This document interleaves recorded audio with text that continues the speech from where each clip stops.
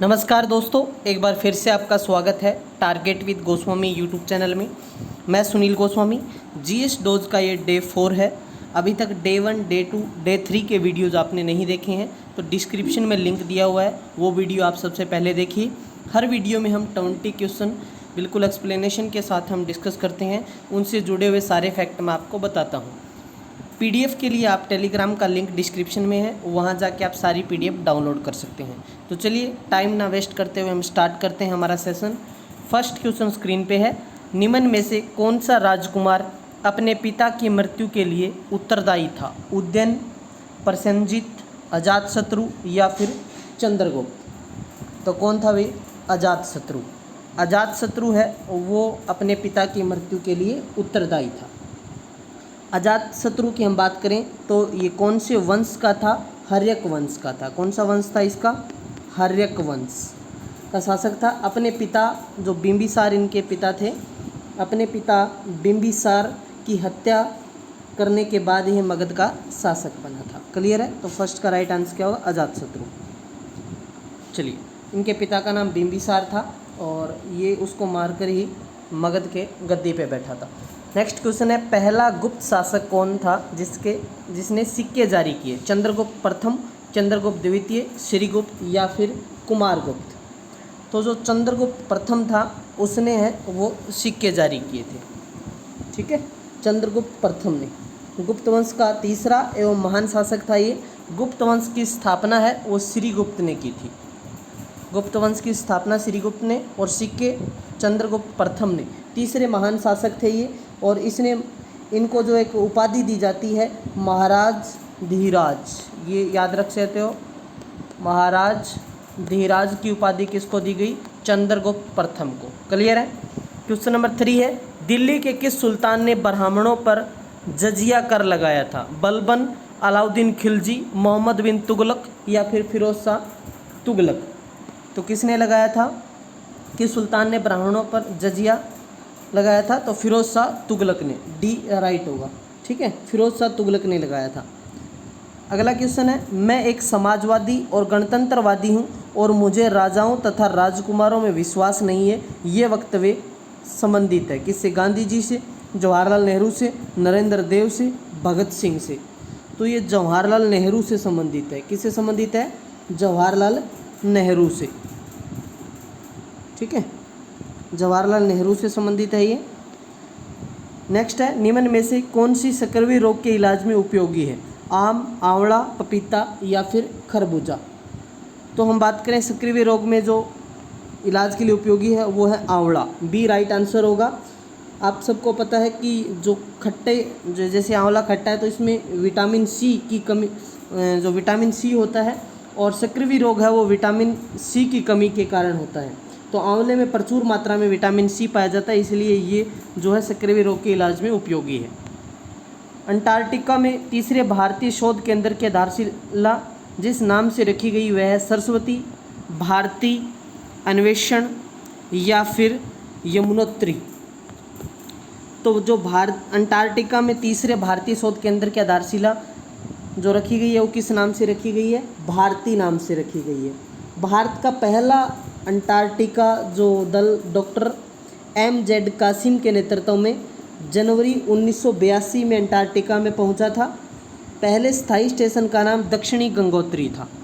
तो तीसरे की हम बात कर रहे हैं, अभी स्थापित किया गया है अंटार्कटिका में, तो इसका नाम तो है भारती। और जो पहला स्थापित किया था अंटार्कटिका में डॉक्टर MZ कासिम के नेतृत्व में जनवरी 1982 के अंदर पहुंचा था और पहले स्थायी स्टेशन का नाम दक्षिणी गंगोत्री था। दक्षिणी गंगोत्री याद रख सकते हैं आप इसको, दक्षिणी गंगोत्री। ठीक है, गंगोत्री। क्वेश्चन नंबर 7 देखते हैं, एनोसिमिया। एनोसिमिया कहते हैं किसको? स्वाद संवेदना की कमी को, घ्राण संवेदना की कमी को, स्पर्श संवेदना की कमी को, इनमें से कोई नहीं। तो राइट आंसर क्या होगा? जो ग्रहण संवेदना की कमी। बी राइट आंसर होगा इसमें। बात करें ग्रहण संवेदना की कमी को एनिसिमिया कहते हैं। इसमें व्यक्ति की जो हम बात करें उसकी सूंघने की जो शक्ति होती है वो समाप्त हो जाती है। ठीक है,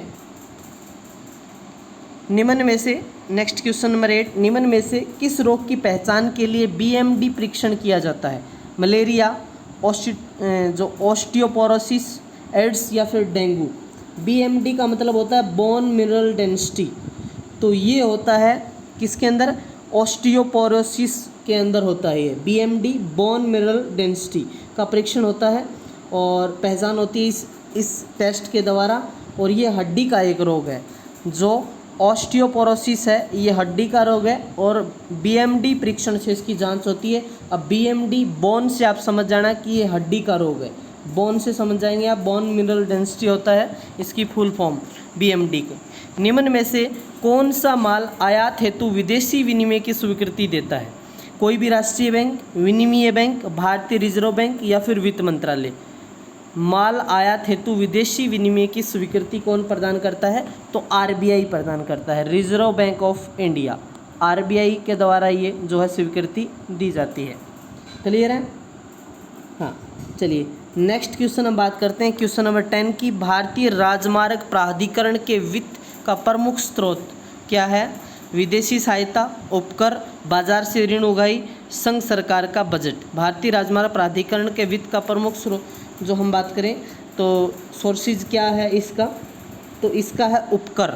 ठीक है, भारतीय राजमार्ग प्राधिकरण के वित्त का प्रमुख स्रोत उपकर होता है। केंद्र सरकार डीजल और पेट्रोल पर 0.5% प्रति लीटर के हिसाब से उपकर जो है लगाती है। क्लियर है? चलिए नेक्स्ट हम बात करते हैं मॉडवेट संबंधित है उत्पाद कर से, आयकर से, धन कर से, इनमें से कोई नहीं।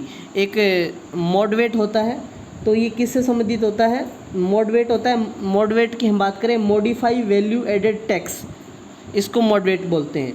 तो ये उत्पाद कर से संबंधित है, ए राइट होगा, उत्पाद कर। ठीक है, तो क्या होता है ये मॉडिफाई वैल्यू एडेड टैक्स? 1986 से 87 के बजट में वैट की एक संशोधित प्रणाली के रूप में लागू की गई थी, जिसको हम मॉडवेट कहते हैं, मॉडवेट। ठीक है, निम्नलिखित नगरों में से किसमें मलिन बस्ती जनसंख्या सर्वाधिक है? बेंगलोर, चेन्नई, दिल्ली, सूरत। तो ये दिल्ली में सबसे ज़्यादा है, मलिन बस्ती जनसंख्या सबसे ज़्यादा कहाँ है? दिल्ली के अंदर, सी राइट होगा। निम्नलिखित में से किसे छोड़कर अन्य सभी देश की प्राकृतिक पूंजी में सम्मिलित किए जाते हैं? वन, सड़क, जल या फिर खनिज। तो सड़क को छोड़कर जो है अन्य सभी देश के प्राकृतिक पूंजी में सम्मिलित होता है, लेकिन इसमें जो रोड है उसको सम्मिलित नहीं किया जाता। सड़क, संचार, परिवहन एवं उद्योग अर्थव्यवस्था देश की आर्थिक पूंजी में सम्मिलित होता है, किया जाता है, जबकि वन, जल व खनिज संसाधन को प्राकृतिक पूंजी में सम्मिलित किया जाता है। क्लियर है? तो सड़क इसमें नहीं शामिल किया जाएगा। दृष्टि विकलांग हेतु राष्ट्रीय संस्थान निम्न में से किस स्थान पर है? देहरादून, नई दिल्ली, पुणे या फिर कश्मीर। तो ये देहरादून के अंदर है। कहाँ पर है? देहरादून। प्रसिद्ध चरकुला नृत्य किससे संबंधित है? हम बात करें प्रसिद्ध चरकुला नृत्य किससे संबंधित? अवध से, ब्रिजभूमि से या बुंदेलखंड से, तो या फिर रुहेलखंड से। तो चरकुला नृत्य है ब्रिजभूमि से। किसे है? ब्रिजभूमि। तो बी राइट होगा। ठुमरी गायिका गिरिजा देवी का संबंध बनारस घराना, लखनऊ घराना, किराना घराना, इनमें से कोई नहीं।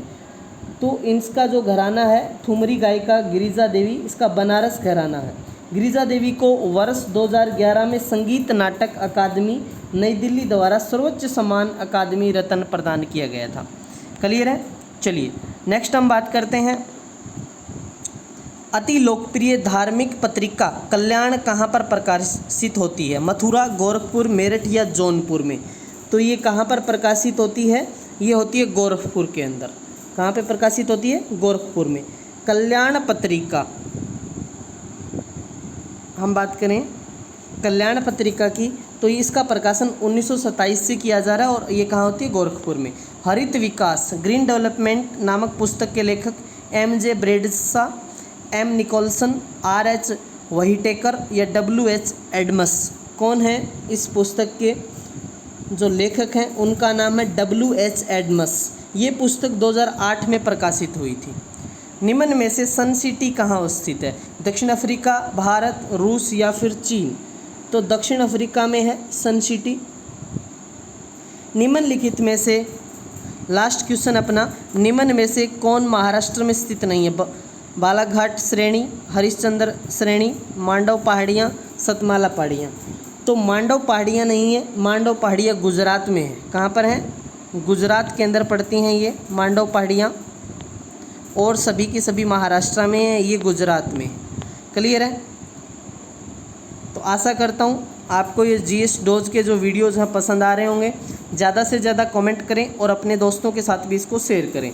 तो मिलते हैं नेक्स्ट वीडियो के साथ, तब तक के लिए धन्यवाद।